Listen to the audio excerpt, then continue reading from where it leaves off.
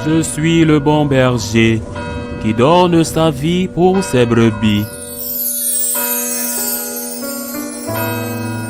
En ce temps-là, Pierre prit la parole et dit à Jésus, « Voici que nous avons tout quitté pour te suivre.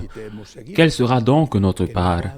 Jésus leur déclara, « Amen, je vous le dis, lors du renouvellement du monde, lorsque le Fils de l'homme siégera sur son trône de gloire, vous qui m'avez suivi, vous siégerez vous aussi sur 12 trônes pour juger les 12 tribus d'Israël. Et celui qui aura quitté à cause de mon nom des maisons, des frères, des sœurs, un père, une mère, des enfants ou une terre recevra le centuple, et il aura en héritage la vie éternelle. » Acclamons la parole de Dieu. L'Église célèbre aujourd'hui la fête de Saint Benoît, abbé fondateur de l'ordre bénédictin, patron de l'Europe, l'un des patrons de l'Europe. Une figure décisive dans l'histoire de l'Église et dans l'histoire de la civilisation occidentale. Issu d'une vieille famille patricienne et sénatoriale de la Rome antique, et dont l'ancêtre avait vécu au temps du dernier empereur romain d'Occident, il a dû faire face à la situation changeante des invasions barbares successives qui ont ravagé non seulement l'Italie et Rome, mais toute l'Europe occidentale. Et il a fait avec une confiance absolue en Dieu. Il avait encore de remarquables possibilités économiques, sa famille, et il a tout abandonné pour aller vivre dans l'un des endroits les plus inhospitaliers. Bien que très beau, de cette chaîne de montagnes qui est comme une épine dorsale en Italie, les Appennis.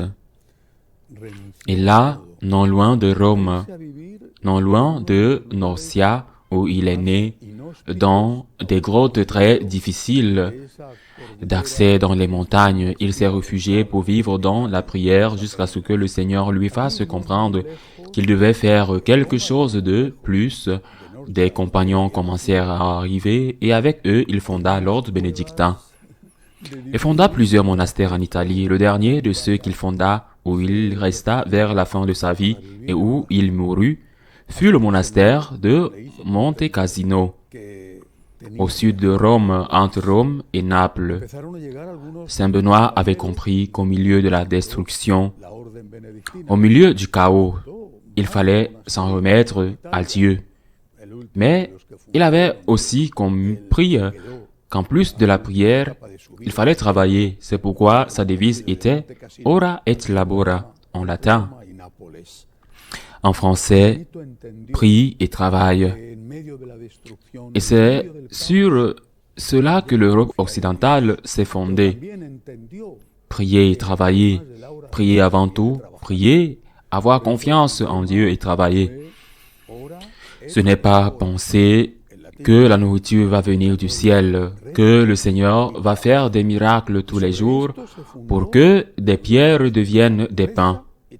Prier et travailler. La première chose est la racine, mais ensuite il faut aussi s'occuper des fruits, il faut les donner. Saint Benoît avait également compris que la vie devait être équilibrée, un équilibre qui se reflète dans sa règle, sa grande œuvre qui a ensuite servi de modèle aux règles successives de tant d'instituts religieux et de congrégations. Une règle exigeante, une règle où l'homme, par le biais, par exemple, de l'éducation, de la formation, de la santé, de l'éducation, de la culture, de l'information, de la communication, etc. Il vivait pour Dieu, mais une règle où les gens travaillaient aussi avec humilité. Par exemple, dans les champs, et où ils étudiaient parce qu'ils avaient compris que la foi n'était pas en contradiction avec la raison, que la raison et la foi étaient toutes deux des dons de Dieu, que si la foi est un don, l'intelligence est aussi un don. Et donc, dans ces monastères, il a travaillé intensément pour récupérer ces trésors de sagesse qui n'étaient pas chrétiens. mais où il y avait aussi les semences de la parole, par exemple la philosophie grecque, celle de Platon, celle d'Aristote, ou, par exemple, le droit romain, où tout cela a été sauvé de la destruction et où cela a pu être transmis aux générations successives. Le fils d'une famille sénatoriale apparentée au pape, par exemple Saint Grégoire le Grand, était un de ses proches, un homme pourtant humble qui travaillait comme un laboureur dans les champs pour gagner son pain et enseignait à ses disciples à faire de même. Prier et travailler, tel est son enseignement. En ce qui concerne l'évangile d'aujourd'hui, Saint Pierre, qui à ce moment-là, bien sûr, ne pensait pas une bonne chose, demande à Jésus: « Nous avons tout quitté pour te suivre. Qu'allons-nous en retirer? Qu'allons-nous en retirer ?» À une autre occasion, les frères Zébédée, Jacques et Jean, par l'intermédiaire de leur mère, lui posent la même question. La mère lui dit: « Je veux que lorsque tu établiras ton royaume, mes fils en soient le premier et le second ministre. » C'est-à-dire qu'il détrône Saint-Pierre, qui avait déjà été nommé son successeur, son vicaire. Ils voulaient tous, ou du moins certains d'entre eux voulaient la même chose: commander. Qu'est-ce qu'on aura? Ah, le Seigneur leur a dit: « Vous aurez le ciel. » Est-ce qu'il y a quelque chose de plus important que cela? Vous aurez le ciel. Est-ce qu'il y a quelque chose de plus important? Même si on vous donnait tous les trésors de la terre, même si vous étiez l'empereur universel, est-ce que vous pourriez retarder d'une minute le temps de votre vie? Quand on ne croit pas à la vie éternelle, on s'accroche à cette vie, en essayant d'en tirer le plus de plaisir possible par tous les moyens, et même en utilisant des méthodes illicites. Quand on croit à la vie éternelle, on se rend compte que tout passe et que l'argent, la célébrité, le pouvoir sont éphémères.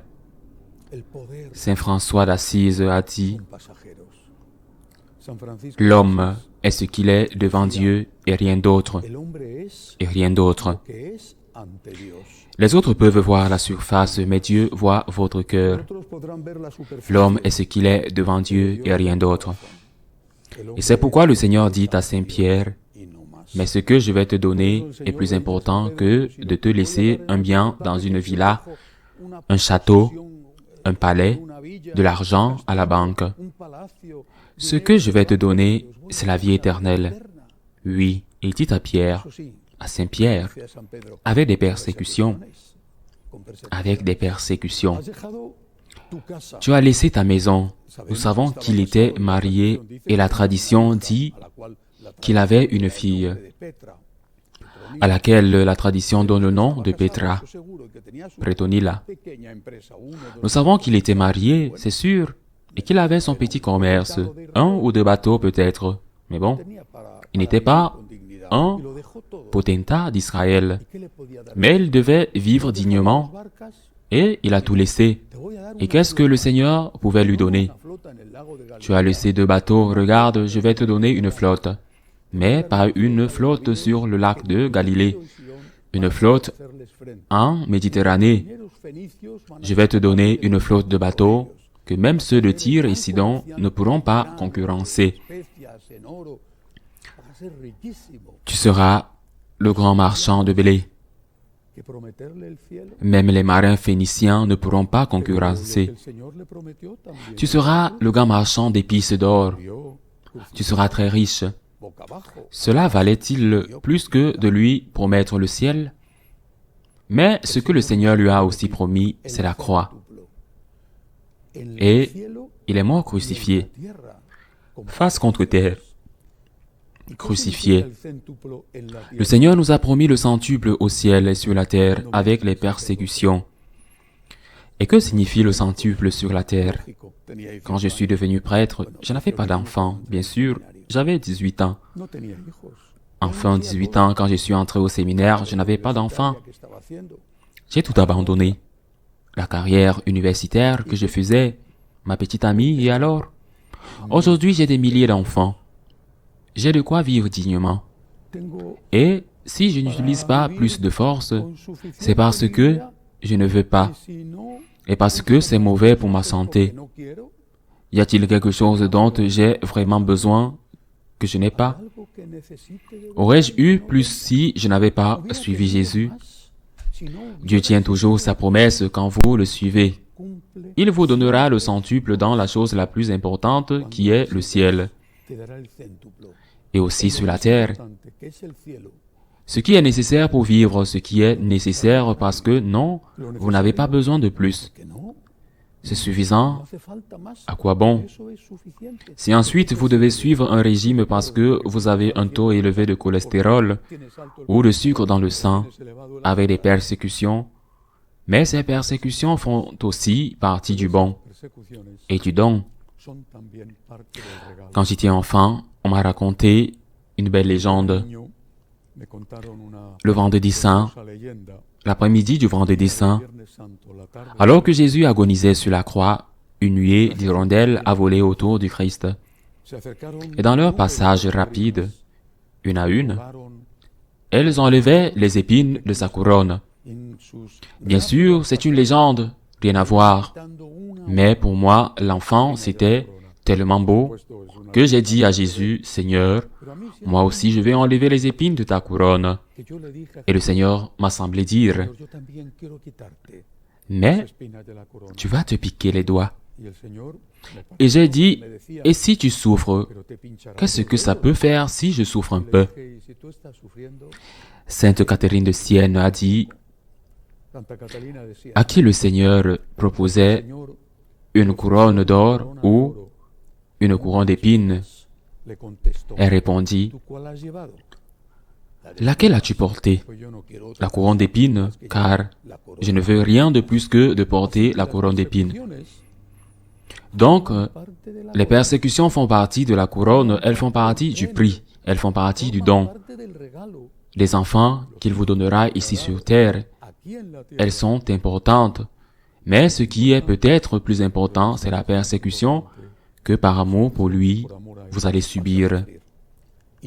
Et après, ne l'oubliez pas, vraiment ne l'oubliez pas, la grande récompense, c'est d'être avec lui toute la vie au ciel. Ainsi soit-il.